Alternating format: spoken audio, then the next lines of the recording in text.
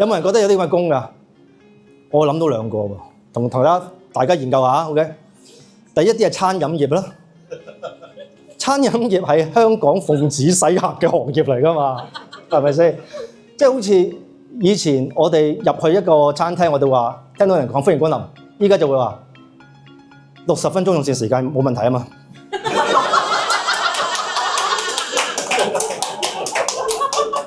坐埋位，喂唔該，唔係教局啊！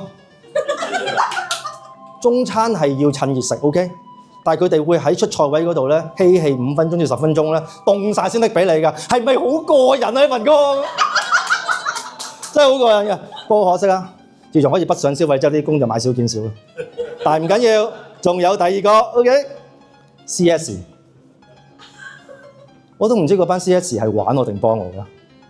即係佢係會問你身份證號碼，問你19幾次㗎。即係佢覺得我係會講錯俾你聽嘅，然後戳下會戳個真嘅俾你聽嘅。跟住就會叫我 hold 住條線啦，10幾20次啦。跟住聽我嗰啲咧90年代都覺得勾嗰啲音樂啦 ，OK。咁你同我講唔好意思先生，我呢度幫唔到你。咁點啊？嗰個部門幫到你。哦，咁你同我接過唔得，我冇權限接你過去。然後再同你講，不過唔緊要，你有冇時間同我做翻幾分鐘問卷先？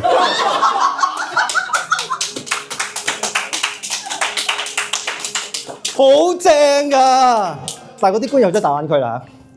咁但係如果你話我唔計錢嘅話，都仲有2笪地方嘅。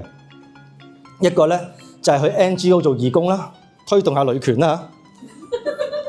一個就去教會啦，傳下教啦咁樣。嗰啲地方咧，你有手有腳就得㗎啦。所以咧唔怪得知點解嗰啲女權咧同埋爺咧咁中意喺度挑掣嘅。